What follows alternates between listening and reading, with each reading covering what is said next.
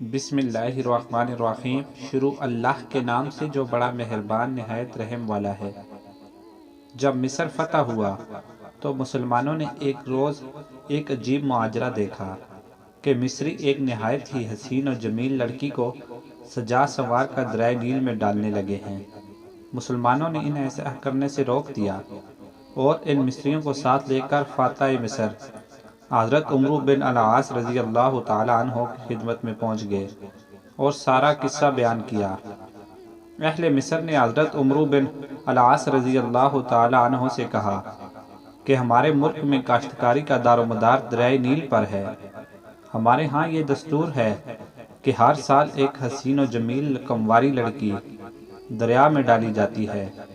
اگر ایسا نہ کیا جائے تو دریا خشک ہو جاتا ہے اور کاٹ پڑ جاتا ہے۔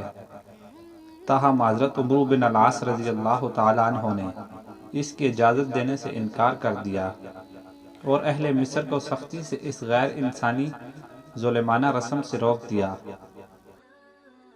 اللہ رب العزت کی شان کہ وہ دریا واقعی میں خشک ہونا شروع ہو گیا۔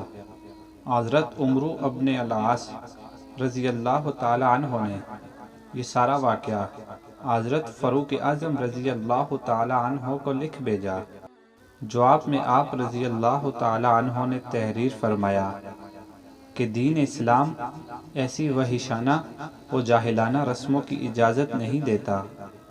تو حضرت عمر رضی اللہ تعالیٰ عنہ نے ایک خط دریائے نیل کے نام لکھا جس کا مضمون یہ تھا: بسم اللہ الرحمن الرحیم۔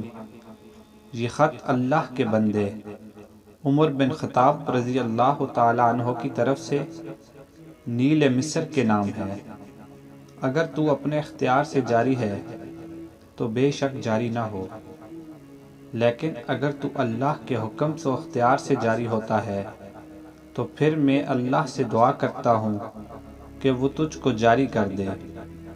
اس خط کے ڈالتے ہی دریائے نیل بڑھنا شروع ہوا اور پچھلے سالوں کی بنسبت کچھ زیادہ بڑھا اور اس کے بعد پھر کبھی نہیں سوکھا۔ بھائیو، اللہ تعالیٰ سے دعا ہے کہ اللہ تعالیٰ ہمیں بھی دین اسلام پر چلنے کی توفیق عطا فرمائے، آمین۔ مزید اسلامک ویڈیوز دیکھنے اور ہماری فیملی کا حصہ بننے کے لیے چینل کو سبسکرائب کرنا نہ بھولیں۔ شکریہ۔